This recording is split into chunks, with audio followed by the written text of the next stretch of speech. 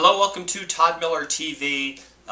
Question of the day is that you bought a investment property in a condo association and then you came to find out when you tried to rent it that they don't allow renters. And what do you do?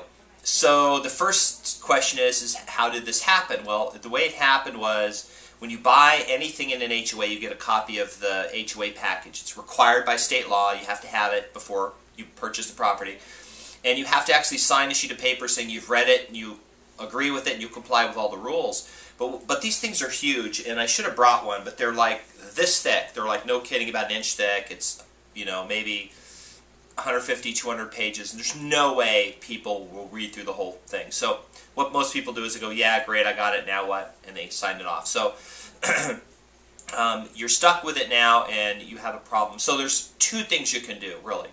One thing is you can try to get an exemption from the HOA. You can say, hey, look, here's the deal, hardship, whatever, I bought it, didn't realize. And then you write a letter and then they go to their board, and most of the times that gets rejected. They go, nope, we're not going to do it. The other thing you can do is just sell it, because that's really the only other option you have. If you put a tenant in there, they're going to figure it out and then you're going to start fining you. So let's talk about what happens if they fine you. Typically the fine for something like that's like $100 a day.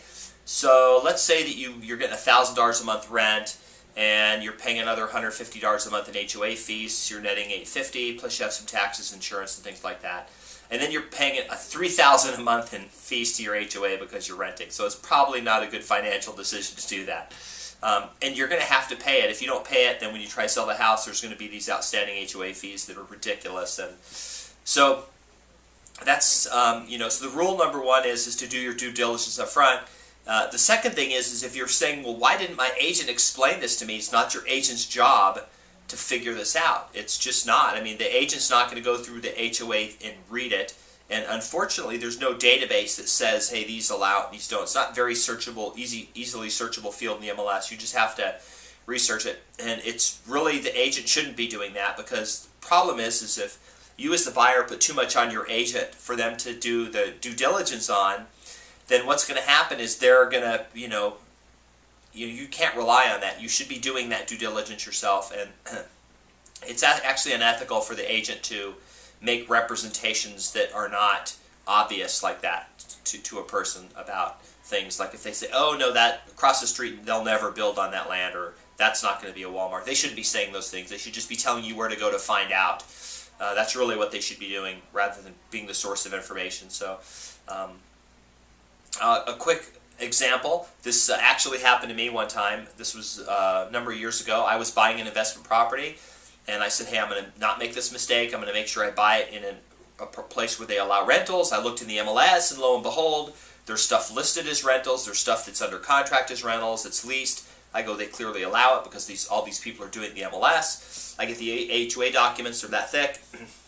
I sign the sheet, I send it back to the seller, buy the property, get in there, get all fixed up, go to put a renter in there, and I get a phone call going, hey, you can't rent. And I'm like, whoa. I said, wait, what do you mean? I just looked in the MLS, there's all these other places. They go, yeah, but we got to a point where we stopped and said anybody who purchases after this date, you can't rent. Only people previously that have owned are grandfathered in.